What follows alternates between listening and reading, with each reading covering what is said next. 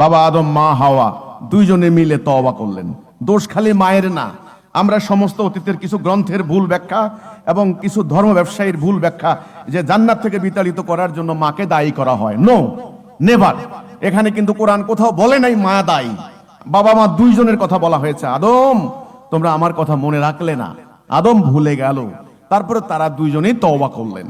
রব্বানা জালামনা আনফুসানা ওয়া ইল্লাম তাগফির লানা ওয়া তারহামনা লানাকুনান্না মিনাল খাসিরিন। সংসারে অশান্তি হলে দুইজনে সমাধান করবেন, দুইজনে ফয়সালা করবেন, দুইজনে তওবা করবেন।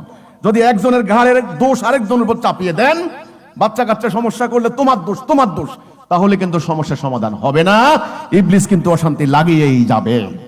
সঙ্গে সঙ্গে তওবা করবেন। আমাদের দুইজনেরই ভুল হয়েছে, দুইজনেরই ডিলিংস প্রবলেম হয়েছে, দুইজনেরই প্রবলেম হয়েছে, পাপটা দুইজনের। এই জন্য ভাগাভাগি করে নিন। এই দুনিয়ার কর্মক্ষেত্র আদম হাওয়ার কর্মক্ষেত্র, আমরা তার সন্তান, ভাই বোন, আমরা মুমিন মুমিনা, আমরা সহযোগী সহমর্মী, আমরা একজন আরেকজনের প্রতিযোগী নই, আমরা একজন আরেকজনের সহযোগী। এই মনস্তাত্ত্বিক পরিবর্তন এখন সমাজে করতে হবে।